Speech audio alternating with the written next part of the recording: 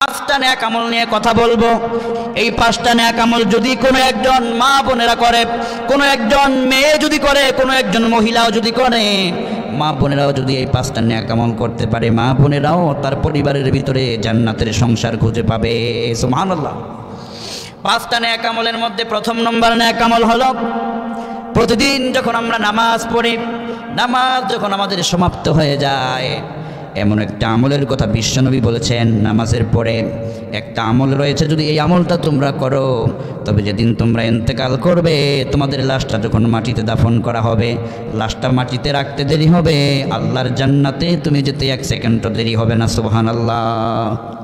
আল্লাহর জান্নাত পাওয়ার জন্য যারা পাগল, আল্লাহর জান্নাত পাওয়ার জন্য প্রথম নম্বর আমল বিশ্বনবী বর্ণনা করছেন, প্রতিদিন যখন তোমরা নামাজ আদায় করো, নামাজ আদায় করার পরে তোমরা একটা আমল করবে। এই আমলটা যারা করবে, ধনী বুঝি না, গরিব বুঝি না, এই আমলটা যারা করবে, আমির বুঝি না, রাজা বুঝি না, বাদশাহ বুঝি না, নারী বুঝি না, পুরুষ বুঝি না, বিশ্বনবী বলেছেন যেই করবে তাকেই তিনি সারপ্রাইজ দিবেন। আল্লাহু আকবার। এবার হাদিস শরীফ থেকে শোনেন, বিশ্বনবী সাল্লাল্লাহু আলাইহি ওয়াসাল্লাম সাহাবায়ে কেরামদের মাঝে তিনি ওয়াজ করতেছিলেন। ইমামে বাইহাকি হাদিস বর্ণনা করেছেন, আল্লাহর হাবিব বলেছেন, মান ক্বারা আয়াতাল কুরসি ফি দুবুর কুল্লি সালাতিন লাম ইয়ামনাহু মিন দুখুলিল জান্নাতি ইল্লাল মাউত। যখন তোমরা নামাজ সমাপ্ত করো, নামাজের যখন ইমাম সালাম ফিরিয়ে দেয়, নামাজ যখন তোমাদের সমাপ্ত হয়ে যায়, এই সময় তোমরা একটা আমল করবে। আমরা বললাম সেটা কোন আমল? বিশ্বনবী বললেন সেটা হচ্ছে আয়াতুল কুরসি। কোন একজন আল্লাহর বান্দা যদি নামাজ সমাপ্ত করার পরে আয়াতুল কুরসি তিলাওয়াত করে, বিশ্বনবী বলেছেন লাম ইয়ামনাহু মিন দুখুলিল জান্নাতি ইল্লাল মাউত। মরার সাথে সাথে তার লাশটা যখন কবরে রাখা হবে, এই আমল করার কারণে আল্লাহ তার লাশটাকে সোজা আল্লাহর জান্নাতে ঢুকাইয়া দিবে। আল্লাহু আকবার বলেন। মৃত্যু আমাদের একদিন হবে, ঠিক কিনা বলেন?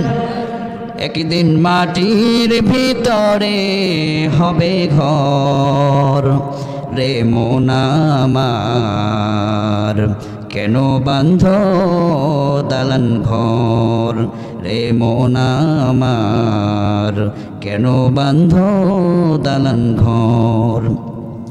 একদিন মাটির ভিতরে হবে ঘর, রে মন আমার কেন বাঁধ দালান ঘর, রে মন আমার কেন বাঁধ দালান ঘর। প্রাণ পাখি উড়ে যাবে পিঞ্জর ছেড়ে, ধরা ধামে সবই রবে, ও তুমি যাবে চলে। প্রাণ পাখি উড়ে যাবে পিঞ্জর ছেড়ে, ধরা ধামে সবই রবে, ও তুমি যাবে চলে। ও তোমার বন্ধু বান্ধব যত, মাতা পিতা দ্বারা শত, তোমার বন্ধু বান্ধব যত, মাতা পিতা দ্বারা শত, সকলেই হবে তোমার পর, রে মন আমার কেন বাঁধ দালান ঘর, রে মন আমার কেন বাঁধ দালান ঘর। একদিন মাটির ভিতরে হবে ঘর, রে মন আমার কেন বাঁধ দালান ঘর। ঠিক কিনা বলেন? এই বড় বড় দালান আপনার কবরে নিয়ে যেতে পারবেন? কেউ? এই দালান যাবে না। আহারে মিয়া, পরনের আপন দামি কাপড়টা পর্যন্ত আপনার সঙ্গে যাবে না। স্মার্ট মোবাইল ফোনটা বাড়ির ঘরের জায়গায় পড়ে থাকবে, মায়ের সেই কানের জিনিসগুলো জায়গায় পড়ে থাকবে, ওই জিনিসের মালিক আরেকজন হয়ে যাবে। আপনার মোবাইলটার মালিক পর্যন্ত আরেকজন হয়ে যাবে। মায়েদের যেই পরনের দামি শাড়িটা, সেই শাড়ির মালিক আরেকজন হয়ে যাবে। যেই খাটের ভিতরে আপনি ঘুমাতেন, সেই খাটটার মালিকও আরেকজন হয়ে যাবে।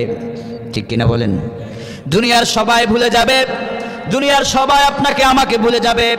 এই জন্য বিশ্বনবী আমাদেরকে বারবার চেষ্টা করেছেন, কবরের জীবনটা তোমাদের সুন্দর হোক, কবরের জীবনটা তোমাদের ভালো হোক, কবরের জীবনটা তোমাদের সুন্দর হোক।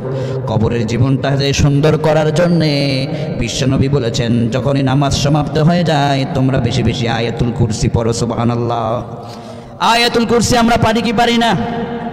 পড়েন আমার সাথে, আল্লাহু লা ইলাহা ইল্লা হুয়াল হাইয়ুল কাইয়্যুম লা তা'খুযুহু সিনাতুন ওয়ালা নাওম লাহু মা ফিস সামাওয়াতি ওয়া মা ফিল আরদ من ذا الذي يشفع عنده إلا بإذنه يعلم ما بين أيديهم وما خلفهم ولا يحيطون بشيء من علمه إلا بما شاء وسع كرسيه السماوات والأرض ولا يؤوده حفظهما وهو العلي العظيم الله أكبر। এই আয়াতুল কুরসি বিশ্বনবী বলছেন, লাম ইয়ামনাহু মিন দুখুলিল জান্নাতি ইল্লাল মাউত। নামাজ যখন সমাপ্ত হয়ে যায় তোমরা এটা পড়বে। বিশ্বনবী বলছেন, নামাজ যখন সমাপ্ত হয়ে যায় ইস্তিগফার সালাসান, বিশ্বনবী 3 বার ইস্তিগফার করতেন। আস্তাগফিরুল্লাহ আস্তাগফিরুল্লাহ আস্তাগফিরুল্লাহ। বিশ্বনবী 3 বার ইস্তিগফার পড়তেন। অতঃপর তিনি পড়তেন, আল্লাহুম্মা আনতাস সালামু ওয়া মিনকাস সালাম তাবারাকতা ইয়া যাল জালালি ওয়াল ইকরাম। নামাজ যখন আপনার সমাপ্ত হয়ে যায় এরপরে আপনি আয়াতুল কুরসিটা পড়বেন। আয়াতুল কুরসি পড়ার কারণে এই আয়াত, এই আমলটাকে যখন আপনি কন্টিনিউ করবেন, হঠাৎ করে যেদিন আপনি মরে যাবেন লোকেরা আপনাকে ধরাধরি করে আপনাকে নিয়ে যাবে গোসলখানায়, ধরাধরি করে কেউ যাবে বাঁশঝাড়ের বাঁশ কাটার জন্যে, কেউ যাবে আপনার জন্যে কুসুম গরম পানি করার জন্যে, কেউ চলে যাবে আপনার কাফনের কাপড় কেনার জন্যে। আহারে আপন মানুষগুলো সেদিন শুধু কান্না করতে থাকবে, পাশে বসে সন্তানেরা কান্না করবে, স্ত্রী মরে গেলে তার স্বামী কান্না করবে, বন্ধু মরে গেলে বন্ধু কান্না আরম্ভ করে দিবে। পৃথিবীর সবাই সেদিন অবাক হয়ে যাবে।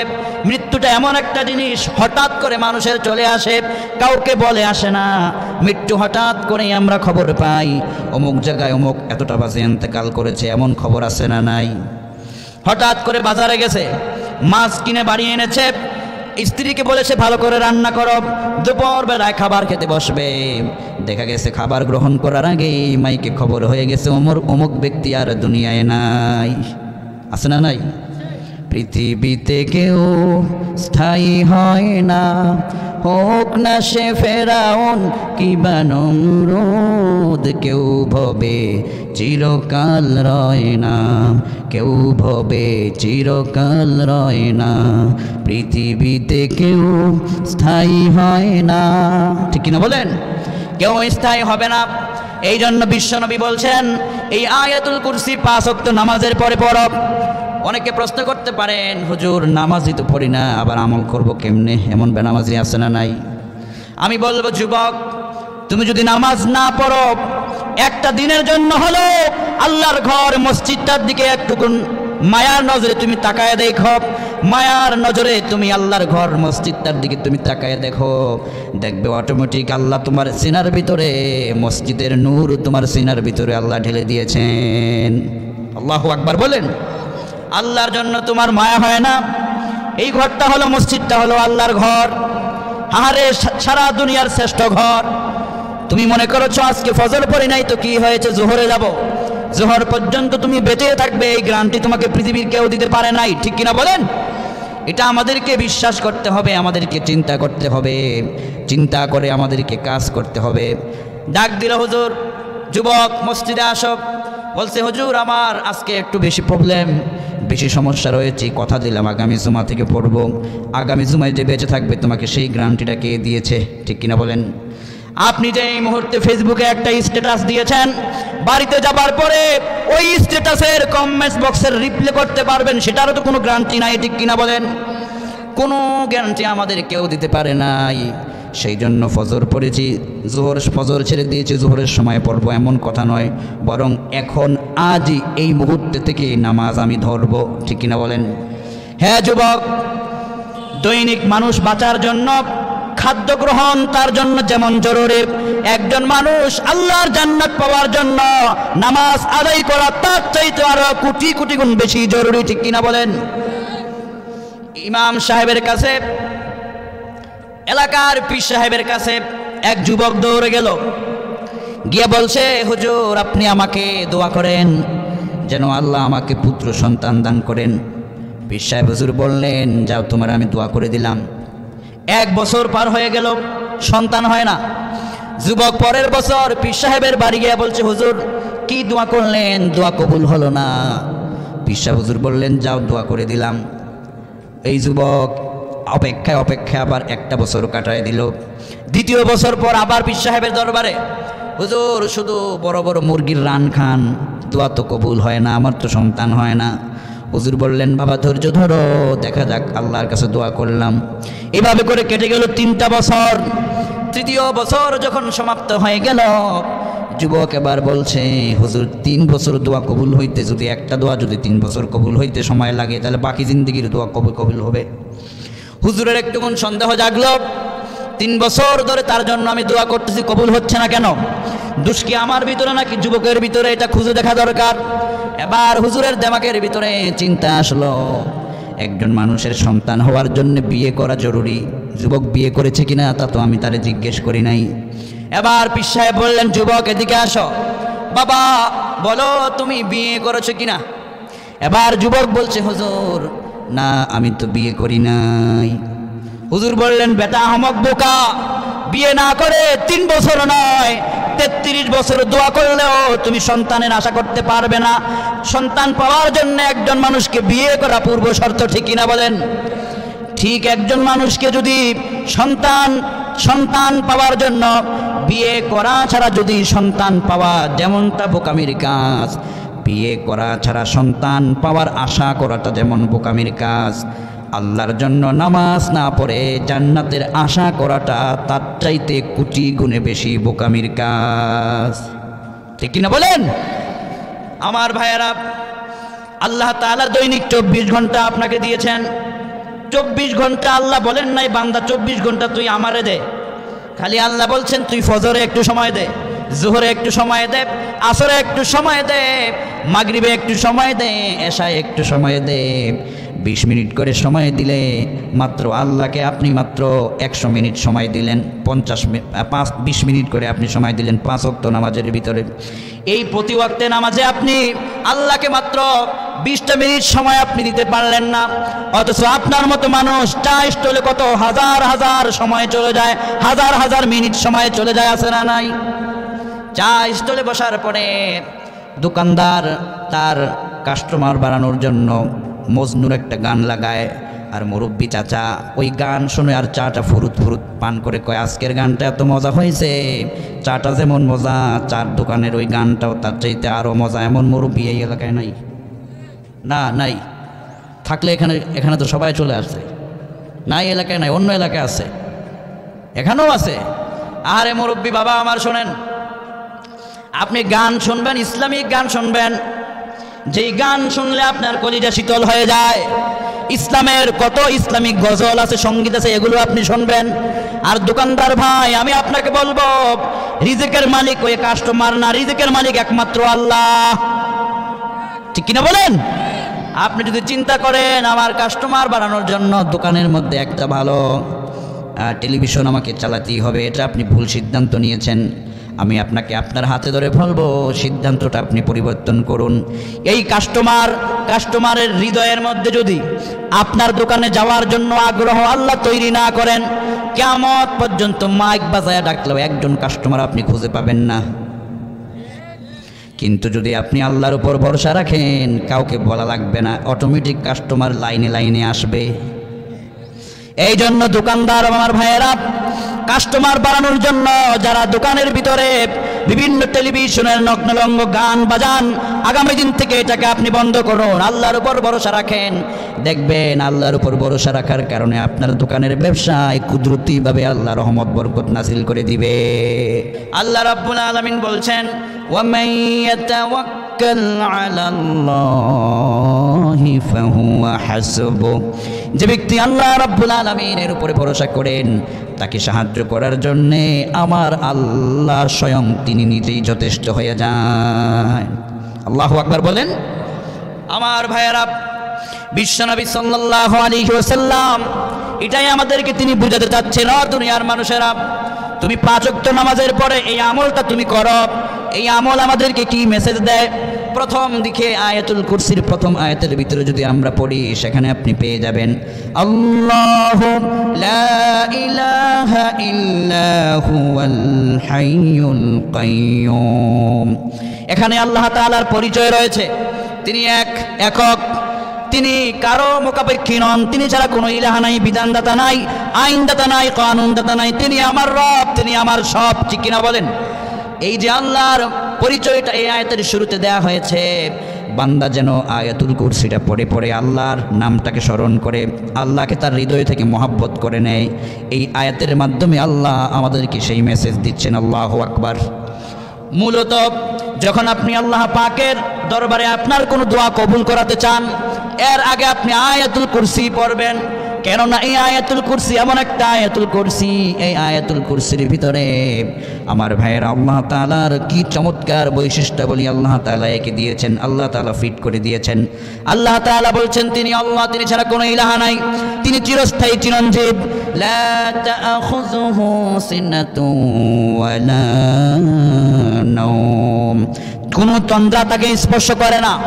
আল্লাহ পাক ঘুমান না, পানও করেন না, এগুলো ওনার কোনো দরকারই নাই। মুসা পয়গম্বর আলাইহিস সালাতু ওয়াস সালাম জিজ্ঞেস করলেন, আল্লাহ যদি আপনি অনুমতি দেন আপনার কাছে জানতে চাই। রাব্বুল আলামিন বললেন, মুসা পয়গম্বর তুমি মাঝে মাঝে কৌতূহলী প্রশ্ন করো, বলো তোমার কি প্রশ্ন, কি জানার বিষয়। মুসা আলাইহিস সালাম বললেন, আল্লাহ আপনি ঘুমান না, এটা আমার কাছে কেমন কেমন লাগে, আপনি না ঘুমায় থাকেন কেমনে, কেন আপনি ঘুমান না? আল্লাহ রাব্বুল আলামিন বলছেন, বান্দারে, ও আমার পয়গম্বর মুসা, আমি আল্লাহ রাব্বুল আলামিন আমার বান্দাদের কল্যাণের জন্যই ঘুমাই না। মুসা পয়গম্বর বললেন, আল্লাহ আমার বুঝে আসে না, যদি আমার একটুকুন ভালো করে বুঝাইয়া দেন।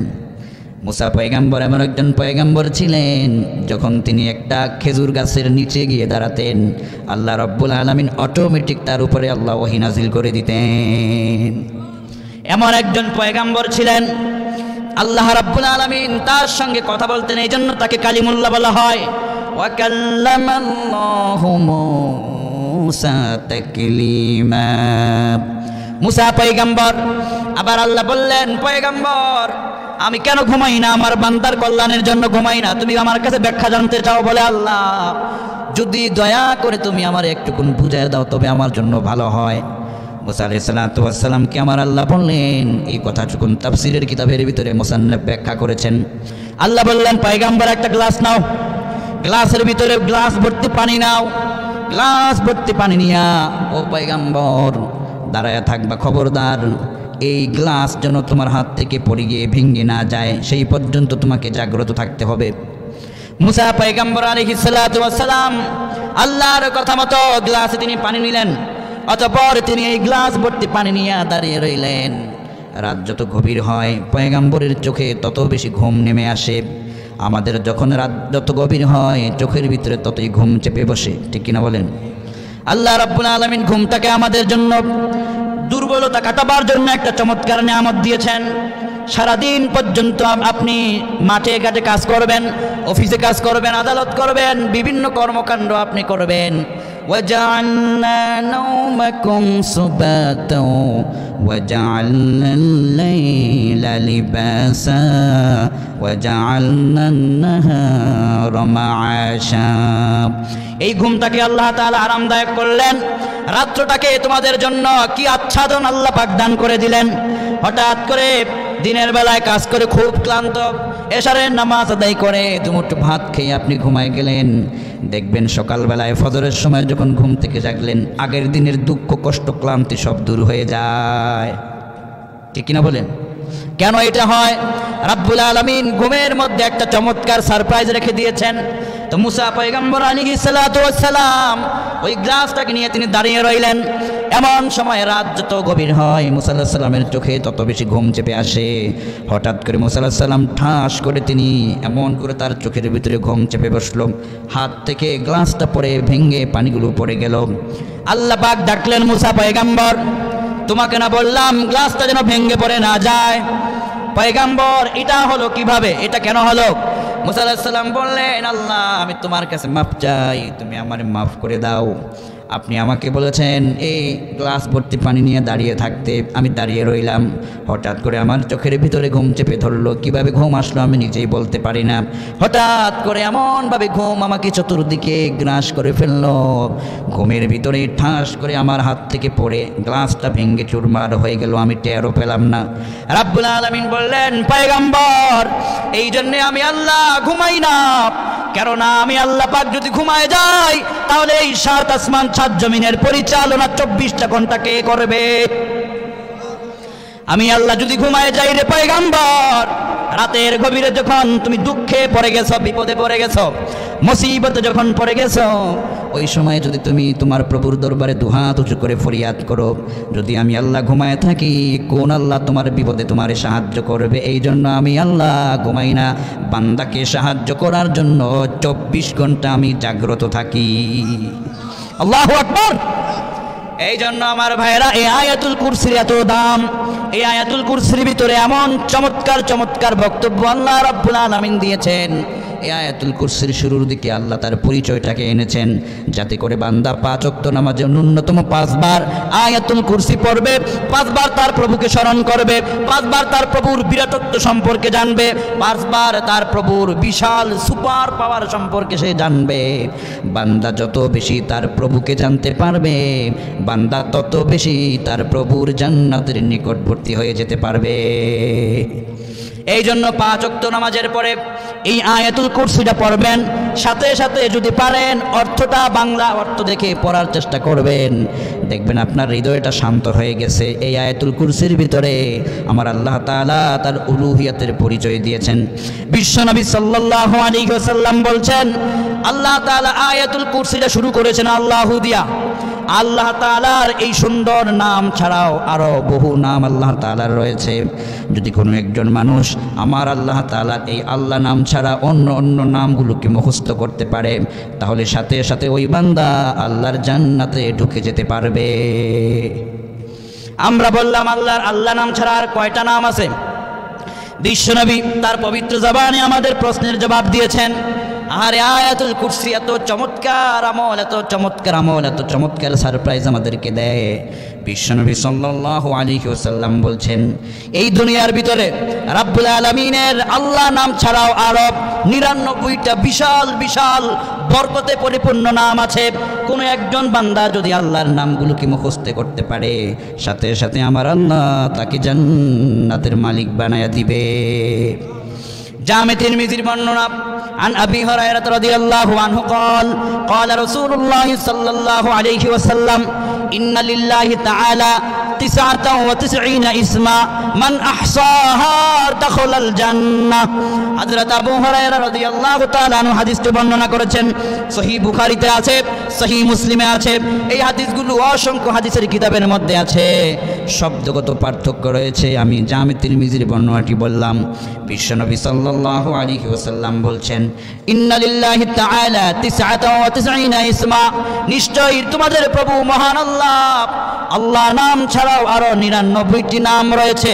মান আহসাহা দাখালাল জান্নাহ, কোন একজন আল্লাহর বান্দা যদি ওই 99 নাম পড়ে পড়ে মুখস্থ করতে পারে, আমার আল্লাহ পাক ওয়াদা করেছেন ওই বান্দাকে আল্লাহ পাক তার জান্নাত দান করে দিবেন।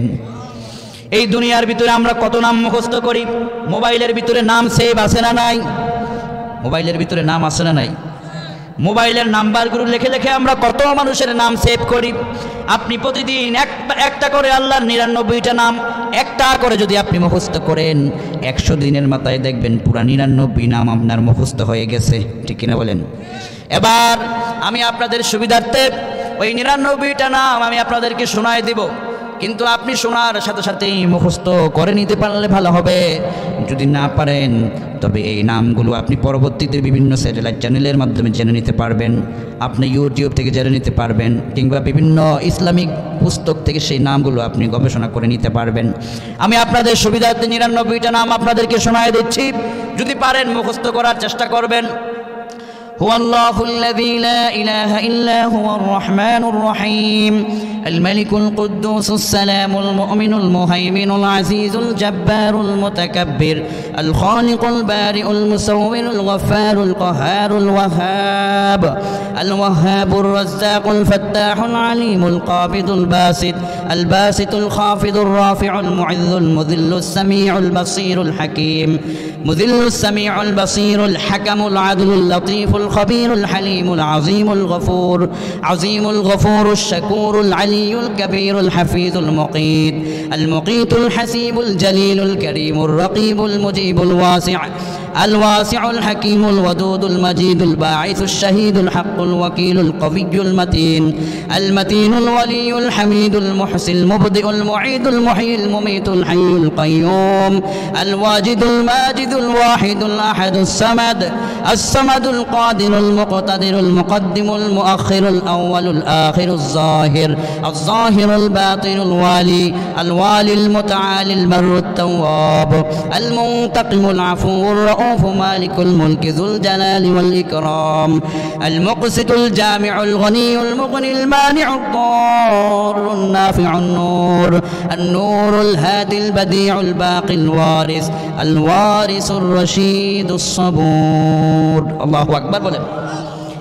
এখানে 99টা নাম হয়তো শব্দ চয়নে আপনার তাড়াতাড়ির কারণে হয়তো মুখস্থ করতে কষ্ট হতে পারে, কিন্তু যদি আপনি বারবার শোনেন অথবা আপনি যদি হাদিসের সাথে মিলায় নেন, চেষ্টা করেন দৈনিক একটা আপনি মুখস্থ করবেন, তাহলে 99 দিন 100 দিনের মাথায় পুরা 99 নাম আপনার মুখস্থ হয়ে যাবে।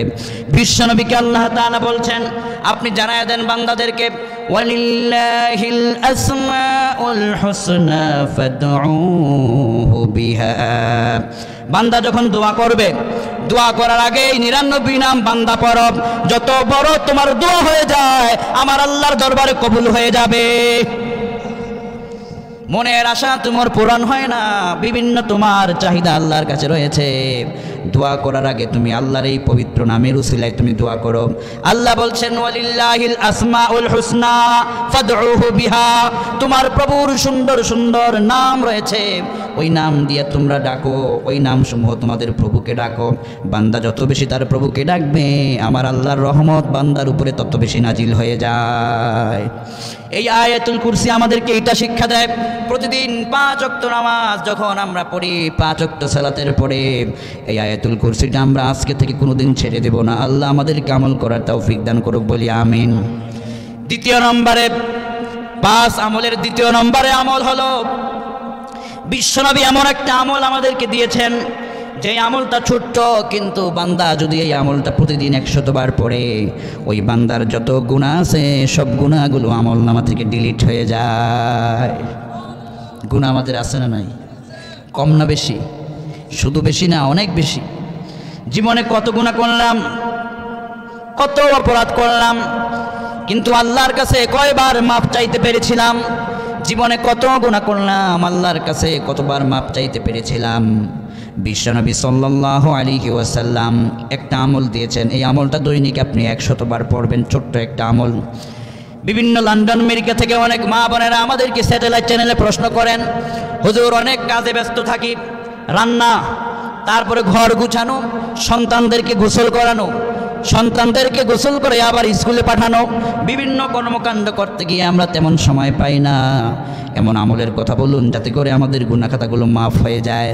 আমি আমার মায়েদের জন্য বলবো, আজকের এই আমলটা আপনার জন্য চমৎকার সারপ্রাইজ। যারা অফিস করেন, অফিসের ভিতরে কলম নিয়ে ব্যস্ত থাকেন, সময় কম থাকে, আপনার জন্য এটা মহা সুযোগ। যারা কৃষি খামারে কাজ করেন, কাজ করতে করতে সময় পার হয়ে যায়, সময় পান না, আপনার জন্য এই সারপ্রাইজ। ব্যস্তময় মানুষ যারা সময় পায় না, অল্প সময়ে বিশাল সওয়াব, অল্প সময়ে বিশাল নেকের কাজ এই আমলটার মাধ্যমে আপনি করতে পারেন। বিশ্বনবী সাল্লাল্লাহু আলাইহি ওয়াসাল্লাম বলেছেন, সহিহ বুখারী দ্বিতীয় খণ্ড কিতাবুদ দাওয়াত আল্লাহর হাবিব বলেছেন, হাদিসটি বর্ণনা করেছেন বিশ্ববিখ্যাত সাহাবী হযরত আবু হুরায়রা রাদিয়াল্লাহু তাআলা আনহু। আবু হুরায়রা থেকে বর্ণিত হাদিসে আল্লাহর হাবিব সাল্লাল্লাহু আলাইহি ওয়াসাল্লাম বলছেন, আন আবি হুরায়রা রাদিয়াল্লাহু আনহু قال قال رسول الله صلى الله عليه وسلم من قال سبحان الله وبحمده في يوم 100 مرة حطت خطاياه وإن كانت مثل زبد البحر। বিশ্বনবীর হাদিস হযরত আবু হুরায়রা রাদিয়াল্লাহু তাআলা আনহু বর্ণনা করেছেন, আল্লাহর হাবিব সাল্লাল্লাহু আলাইহি ওয়াসাল্লাম বলছেন, বিশ্বনবী ওয়াজ করতেছিলেন, এমন সময় একজন সাহাবী দাঁড়িয়ে গেলেন, বলছেন, হুজুর আজকে আপনার কাছে একটা অনুরোধ, কি আমল আছে যে আমলটা করলে আমাদের গুনাহগুলোকে অটোমেটিক ঝরে পড়ে যাবে? আল্লাহর হাবিব বললেন, সাহাবী ওই যে গাছের ডালায় নাড়া দাও, গাছ নাড়া দেওয়া হলো, গাছ থেকে অজর ধারায় গাছের পাতাগুলো পড়তে লাগলো। বিশ্বনবী বললেন, এমন একটা আমল তোমাদেরকে বলবো, এই আমলটা যখন কোনো একজন বান্দা 100 বার দৈনিক করবে, গাছ থেকে গাছের পাতাগুলো যেমনভাবে ঝরে পড়ে যায়, আমার বান্দা আমার উম্মতের গুনাহগুলো এই আমল করার কারণে গাছের পাতার মতো গুনাহগুলো ঝরে পড়ে যাবে। বিশ্বনবী বললেন, সবাইকে জানায়া দাও, মান ক্বালা সুবহানাল্লাহ ওয়া বিহামদি, দৈনিক তাদেরকে বলে দাও সুবহানাল্লাহি ওয়া বিহামদি, এই আমলটা দৈনিক 100 বার করার জন্য ফি ইয়াউমিন 100 মাররা, দিনের ভিতরে দৈনিক 100 বার যেন তারা পূর্ণ করে সুবহানাল্লাহি ওয়া বিহামদি, ছোট্ট একটা আমল, এই আমলটা তাদেরকে বলে দাও দৈনিক যেন তারা 100 বার পূর্ণ করতে পারে, তাহলে আমার আল্লাহ এই আমল করার কারণে বান্দার গুনাহগুলোকে আল্লাহ মাফ করে দেয়। একজন সাহাবী দাঁড়ায় বললেন, হুজুর কোন একজন মানুষের গুনাহ যদি সমুদ্রের ফেনার চাইতেও বেশি হয় তাহলে তার কি হবে? বিশ্বনবী বললেন, ওয়া ইন কানাত মিসলা জাবাদিল বাহার, কোন একজন বান্দার গুনাহ যদি সমুদ্রের ফেনার চাইতেও বেশি হয়ে যায়, এই আমল করার কারণে আমার আল্লাহ গুনাহগুলোকে ঠাস ঠাস করে মাফ করে দেয়। সুবহানাল্লাহি ওয়া বিহামদিহি, ছোট্ট একটা দোয়া, দৈনিক 100 বার আপনি পড়ার চেষ্টা করবেন। ফজরে 20 বার পড়তে পারেন, যোহরে 20 বার পড়তে পারেন, আসরে 20 বার পড়তে পারেন, মাগরিবে 20, এশায়ে 20, কত হলো? দৈনিক 100 বার আপনার অটোমেটিক পূর্ণ হয়ে যাবে। বিশ্বনবী বলছেন, ফি ইয়াউমিন 100 মাররা, 100 বার যদি কেউ পূর্ণ করে ফেলে, বান্দার আমল নামায় গুনাহ যতই থাকুক না কেন আমার আল্লাহ দয়া করে বান্দার গুনাহ মাফ করে দেয়। আমার ভাইয়েরা, দ্বিতীয় নম্বর আমল গেল, এবার তৃতীয় নম্বর চমৎকার একটা আমলের কথা আমি আপনাকে বলবো। দৈনিক ন্যূনতম 10 বার যদি চেষ্টা করেন, যদি নাও পারেন 10 বার দুরূদ শরীফের আমল করবেন। দুরূদ শরীফের এমন একটা আমল, দুরূদ শরীফের আমল এমন একটা মহা নিয়ামতের আমল, আমলটা করতে দেরি হয়, আমার আল্লাহর দরবারে পৌঁছাতে দেরি হয় না। রাব্বুল আলামিন বলছেন, ইন্নাল্লাহা ওয়া মালাইকাতাহু ইউসাল্লুনা আলান নবী ইয়া আইয়ুহাল্লাযীনা আমানু সাল্লু আলাইহি ওয়া সাল্লিমু তাসলিমা। কোরআনে আছে না নাই? বিশ্বনবী সাল্লাল্লাহু আলাইহি সাল্লামকে আল্লাহ পাক কত সম্মান দিয়েছেন। আল্লাহ নিজে বিশ্বনবীর উপরে দুরূদের মাধ্যমে রহমত পাঠান, ফেরেশতারা বিশ্বনবীর জন্য রহমতের দোয়া করে। আল্লাহ পাক রব্বুল আলামিন আমাদেরকে ডেকে বলছেন, ইয়া আইয়ুহাল্লাযীনা আমানু সাল্লু আলাইহি ওয়া সাল্লিমু তাসলিমা। পারি কিনা আমরা এটা? বলেন আমার সাথে, ইয়া আইয়ুহাল্লাযীনা আমানু সাল্লু আলাইহি ওয়া সাল্লিমু তাসলিমা। দৈনিক আপনি ন্যূনতম 10 বার দুরূদ পড়ার চেষ্টা করবেন। যে কোনো দুরূদ আপনি পড়তে পারেন, তবে দুরূদের ভিতরে সবচাইতে শ্রেষ্ঠ দুরূদ হলো দুরূদে ইব্রাহিম।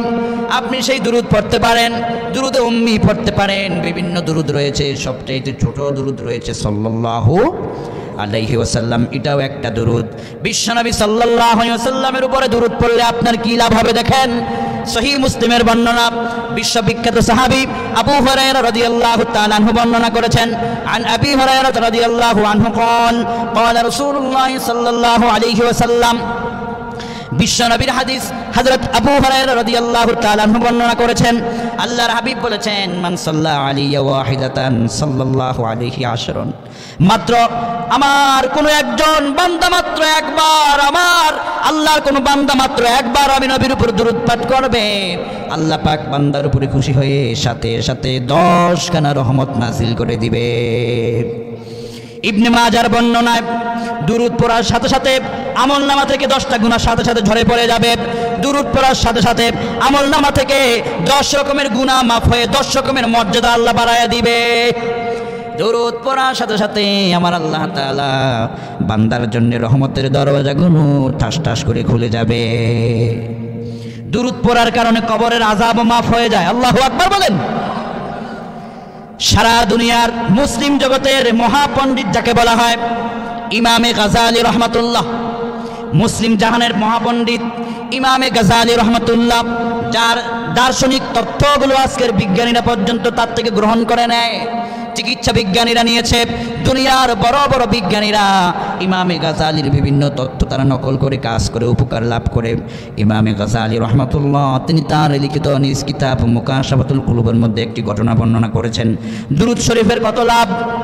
ইমামে গাজালি রহমাতুল্লাহ বলছেন, আল্লাহর ওলির দরবারে একজন মা, বৃদ্ধা মহিলা, খুব নামাজি মানুষ, পর্দা করেন, খুব নামাজি পর্দা করেন এমন মা আজকে আমাদের সমাজের ভিতরে আছে না নাই? পর্দা করে, অনেক ভালো মানুষ, খুব আল্লাহওয়ালা মানুষ, মাঝে মধ্যে তাহাজ্জুদে পড়ে, সকালবেলায় সূর্য ওঠার পরে এশরাকও পড়ে, এমনও ভদ্র মহিলা আমাদের সমাজে বাংলাদেশে আছে, ঠিক কিনা বলেন?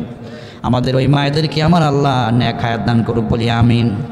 আবার এমনও মা আছে, নামাজ তো দূরের কথা, কংসনগরের বাজারের ভিতরে এমন একটা দোকানদার নাই যে ওই মহিলারে চিনে না, আছে না নাই? বাজার করার জন্য স্বামীর ঘরে বসে নিজে বাজার করে, আছে না নাই? কয় যে আমার মতো বাজার কে করতে পারে, আমি গেলে 10 টাকা কমে হ্যাঁ আমারে দেয়। মাঝে মধ্যে আমি আমার আলোচনায় বলি, মহিলাদেরকে দোকানদাররা 10 টাকা কমে দেয় যাতে আরেকবার দোকানদারে ওই মহিলা আসতে পারে, দ্বিতীয়বার যাওয়ার পরে ওই আগের বারের টাকা পর্যন্ত উসুল করে নেয়। দোকানে যাওয়ার পরে কয় আফা বসেন, চা আনেন, আফারে চা খাওয়াইয়া ইচ্ছে মতো পাম দেয়, আফা তো বুঝে না। এরপরে 800 টাকার শাড়িটা আপার কাছ থেকে 5000 পর্যন্ত রেখে দেয়। আফা মনে করে আমি তো জিতে গেছি, আফায় জিতে নাই, আপনি বেপরদা অবস্থায় দোকানের ভিতরে গেলেন, আপনার ইজ্জত সম্মান সব মাটির সাথে মিশে গেছে, ঠিক কিনা বলেন? যারা এই ধরনের বেহায়াপনা কাজ করে ওই সমস্ত মহিলারা আল্লাহর কোন আগুনে জ্বলবে আমার তো বুঝে আসে না। জাহান্নামের আগুন থেকে বাঁচার ভয় করো মা বোনেরা। তুমি মহিলা, তুমি ঘরের ভিতরে পর্দা করে থাকবে, যাওয়ার যদি প্রয়োজন হয় পর্দা করে বাজারে যাবে, কোনো সমস্যা নাই, তুমি তোমার ব্যক্তিগত কাজ করবে পর্দার ভিতরে থেকে।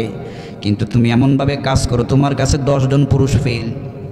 ঝগড়া একটা লাগলে এলাকার ভিতরে এত জোরে আওয়াজ, মসজিদের ইমাম সাহেবের নামাজ পর্যন্ত ভুল হয়ে যায় ওর আওয়াজে, আছে না নাই? আরে আমার মা, তোমাকে সতর্ক হতে হবে, শিখতে হবে, বুঝতে হবে। আজকের পর থেকে এই ধরনের কাজ আর তুমি করো না, আমার আল্লাহ তোমার প্রতি নারাজ হয়ে যাবে। ইমাম গাজালি লিখছেন, এমন একজন মহিলা তাহাজ্জুদের নামাজ পড়ে, ওই মহিলা আল্লাহর ওলির দরবারে আসলো, এসে বলছেন, ও আল্লাহর ওলি, আমার মেয়েটা কতদিন মারা গেছে, একটা মাত্র মেয়ে, আমি আমার মেয়েটাকে ভুলতে পারতেছি না, এমন কোনো আমল আমাকে দেন যাতে করে ওই আমলটা করলে পরে আমি আমার মেয়েটার পরকালীন কি অবস্থা, তার কবর জগতের কি অবস্থা আমি যেন একটু কোনো উপলব্ধি করতে পারি। ইমাম গাজালি লিখছেন, আল্লাহর ওলি তাকে আমল দিলেন দুরূদ শরীফ পড়ার জন্য, এবং মহিলা দুরূদ শরীফের আমল করতে লাগলো। আল্লাহর ওলির দরবারে ওই মহিলা এসে কান্না করতে লাগলো। মহিলা বলছেন, হুজুর আমি দুরূদ শরীফের আমল করতে করতে হঠাৎ করে ঘুমিয়ে গেলাম, ঘুমের ভিতরে আমি শুনতে পেলাম, এমন একটা উপলব্ধি করতে পেলাম আমার মেয়েটা যেন জাহান্নামের আগুনে জ্বলতেছে, আমার কলিজা শিরা যন্ত্রণা শুরু হয়ে গেল, আমার একটা মাত্র মেয়ে, স্বপ্নের ভিতরে তার অবস্থা আমি ভালো দেখি নাই, হুজুর কেন এটা হলো? ইমাম গাজালি রহমাতুল্লাহ লিখছেন, অতঃপর আল্লাহর ওলি তারপরের রাত দুরূদ শরীফের আমল করতে করতে তিনি ঘুমিয়ে গেলেন। রাতের গভীর আধারে তিনি স্বপ্ন দেখলেন, ওই বৃদ্ধা মহিলার সন্মেটাকে আমার আল্লাহ জান্নাত দান করে দিয়েছেন। স্বপ্নের ভিতর থেকে আল্লাহর ওলি জানতে চাইলেন, তোমাকে নাকি আল্লাহ জাহান্নাম দিয়েছে, আবার তুমি এত নিয়ামতের জান্নাত তুমি পেলে কি করে? এলহামের মাধ্যমে খবর হয়ে গেল, ওই বৃদ্ধা মহিলার সন্তান বলছে, একজন পথিক রাস্তা দিয়ে হেঁটে যাচ্ছিল, হেঁটে যাওয়ার সময় বিশ্বনবীর উপরে দুরূদ পাঠ করেছিল। একবার মাত্র ওই জীবন্ত মানুষটা দুরূদ পাঠ করেছে আমার কবরের পাশে দিয়ে যাওয়ার সময়। ওই দুরূদ পাঠের কারণে আমরা যত মানুষ কবরে আছি, কবরের আযাব আল্লাহ মাফ করে দিছে। দুরূদ শরীফের আমল দৈনিক ন্যূনতম 10 বার করার চেষ্টা করবেন। সাল্লাল্লাহু আলাইহি ওয়াসাল্লাম, এটাও একটা দুরূদ, সবচাইতে ছোট দুরূদ, এটাও আপনি পড়তে পারেন। আবার আপনি দুরূদ ইব্রাহিম পড়তে পারেন, যেটা আমরা নামাজের বৈঠকে পড়ি, শেষ বৈঠকে পড়েন আমার সাথে, আল্লাহুম্মা সাল্লি আলা মুহাম্মাদিন ওয়া আলা আলি মুহাম্মাদ كما صليت على إبراهيم وعلى آل إبراهيم إنك حميد مجيد اللهم بارك على محمد وعلى آل محمد كما باركت على إبراهيم وعلى آل إبراهيم إنك حميد مجيد। এই দুরূদ আমরা পারি কি পারি না? ন্যূনতম 10 বার পড়ার চেষ্টা করবেন দৈনিক। প্রথম নম্বর আমল আমরা দিয়েছিলাম আয়াতুল কুরসি, দ্বিতীয় নম্বর সুবহানাল্লাহি ওয়া বিহামদি পড়লে সব গুনাহ মাফ, তৃতীয় নম্বরে হলো আমার ভাইরা দুরূদ শরীফের বেশি বেশি আমল করুন। এবার চতুর্থ নম্বরের ছোট্ট একটা আমল আপনাদেরকে আমি দিব, সেটা হচ্ছে প্রতিদিন অন্তত একবার হলো সূরাতুত তাকাসুরটা পাঠ করবেন। বিশ্বনবী সাল্লাল্লাহু আলাইহি ওয়াসাল্লাম বলছেন, ও আমার উম্মতেরা, অল্প সময়ের ভিতরে কারা 1000 আয়াতের সওয়াব তোমরা পেতে চাও? সাহাবায়ে কেরাম বললেন, হুজুর অল্প সময়ের ভিতরে 1000 আয়াত পড়ার সময় তো আমাদের কাছে নাই।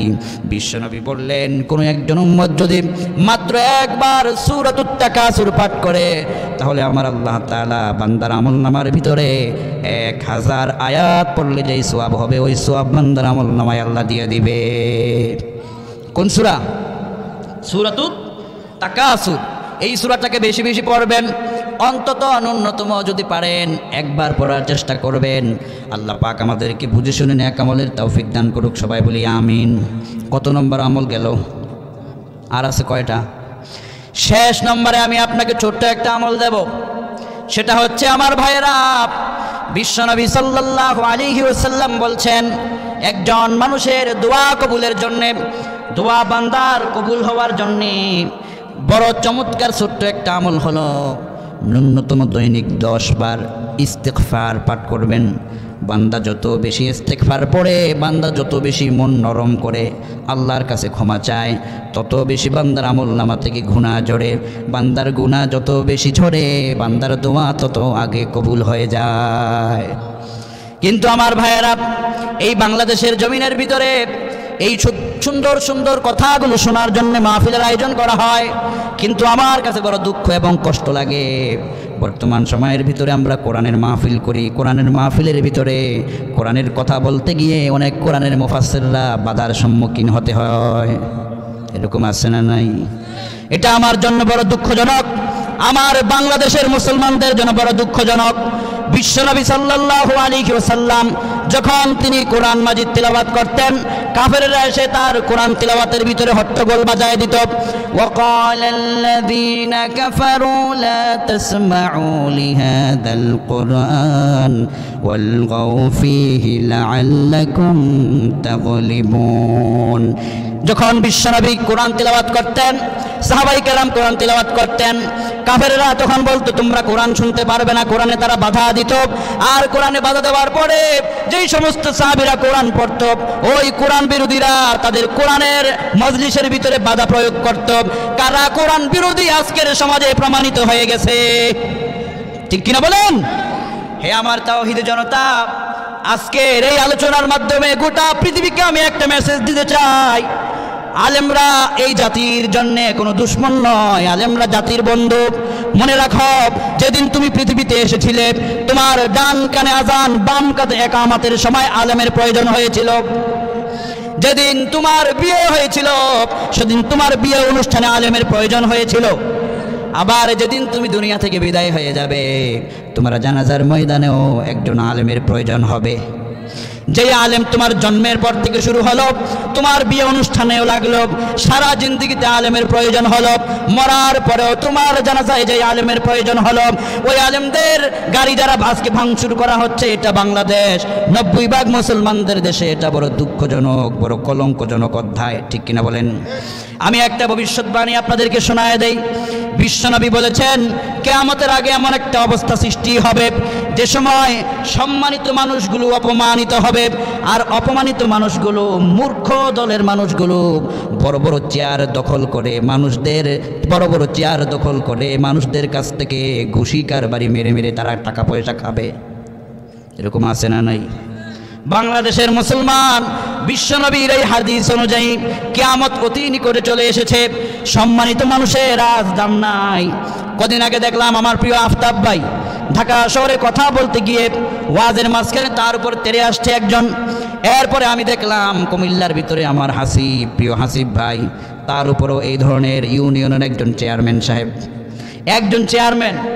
আরে মিয়া, তোমার মতো এই রকমের হাজার হাজার চেয়ারম্যান আলেমদেরকে দেখলে তাদের জুতা টানার জন্য রেডি থাকে। আমার বাস্তব অভিজ্ঞতা, আল্লাহু আকবার।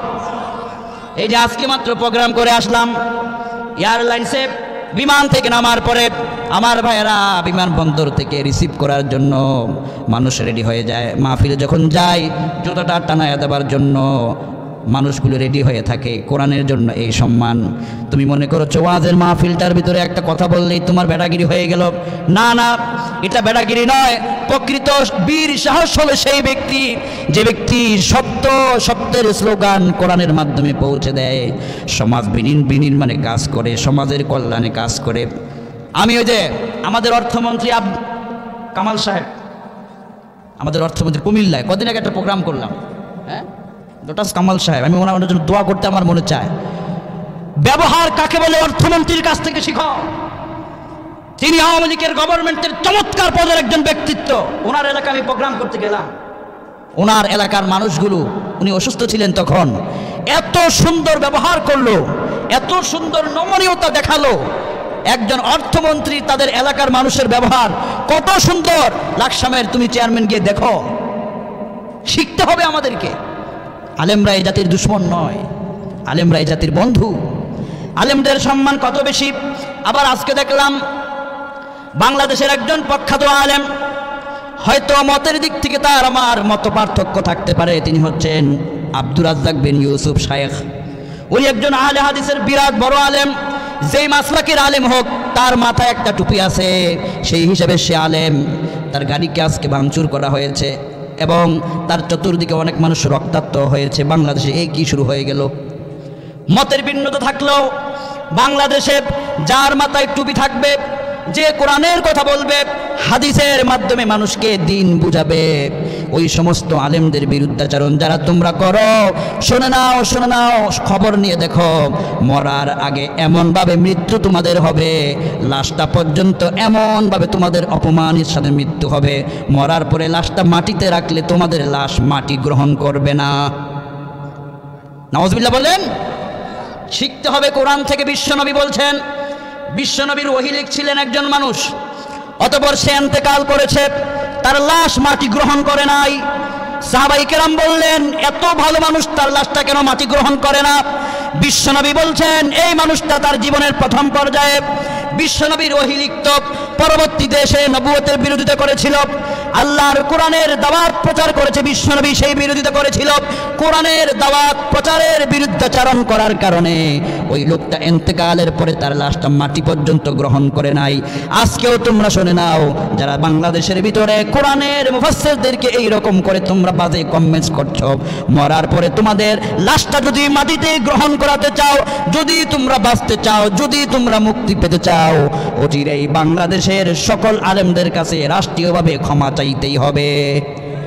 মনে রাখো মুসলমান, যেই আলেম তোমার জন্মের পর থেকে প্রয়োজন হয়, মসজিদের ইমামতিতে যেই আলেমের প্রয়োজন হয়, যেই আলেমের তোমার জানাজার সময় প্রয়োজন হয়, যেই আলেম তুমি মরে যাবার পরও তোমার কবর জিয়ারতে প্রয়োজন হবে, সেই আলেম উলামার উপরে যদি আর একটিবার হাত দেওয়া হয়, বাংলার তৌহিদি জনতা তাদেরকে ক্ষমা করবে না। অচিরেই বাংলাদেশে যারাই আলেম ওলামাদের উপর হাত তুলেছে রাষ্ট্রীয়ভাবে তাদেরকে চিহ্নিত করে ঢাকা শহরের প্রাণ কেন্দ্রে এমনভাবে শাস্তির সম্মুখীন করা হোক, যাতে করে আমার বাংলাদেশের আলেমদেরকে নিয়ে বাজে মন্তব্য করার আগে 100 বার তারা চিন্তা করে সাহস যেন করতে না পারে। ঠিক কিনা মুসলমান?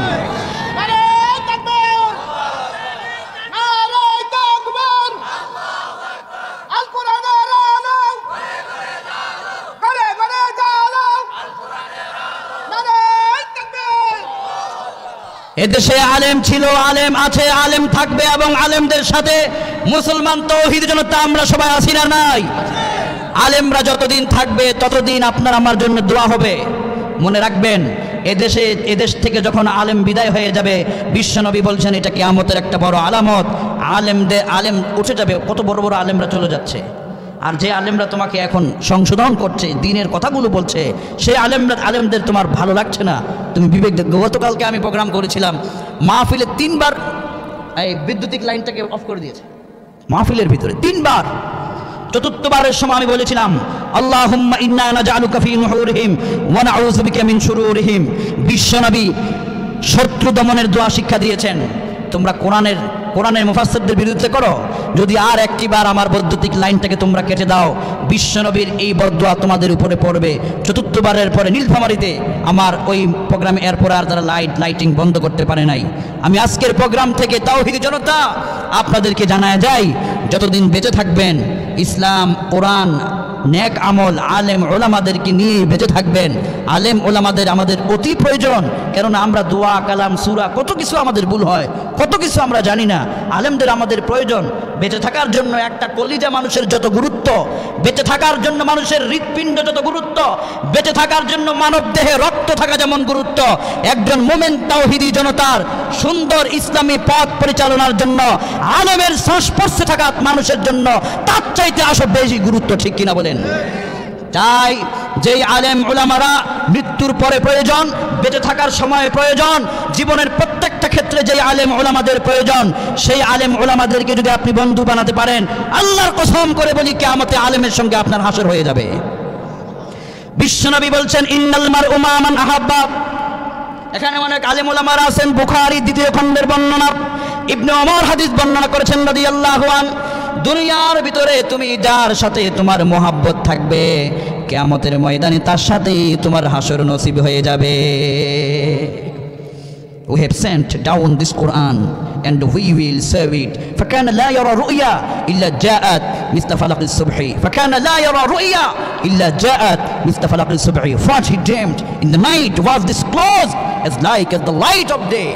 বিশ্বনবীর কথাগুলো আলেম ওলামারা টেনে টেনে তারা শুধু প্রচার করে, নতুন কোনো কথা বলে না, কোরআনের কথাগুলোই তারা প্রচার করে। এই এক একটা কথার এত গুরুত্ব, তোমার লাইট তোমাকে যেভাবে আলোকিত করে দেয়, কোরআন হাদিসের কথাগুলো, আলেম ওলামাদের কথাগুলো তার থেকেও আরও বেশি তোমাকে আলোকিত করে দেবে। কাজেই সেই আলেম ওলামাদের কথাগুলো শুনুন, আমল করুন এবং সকল প্রকার অন্যায় গর্হিত কাজ থেকে বেঁচে থাকার শপথ গ্রহণ করুক। আল্লাহ তৌফিক দান করুক, বলি আমিন।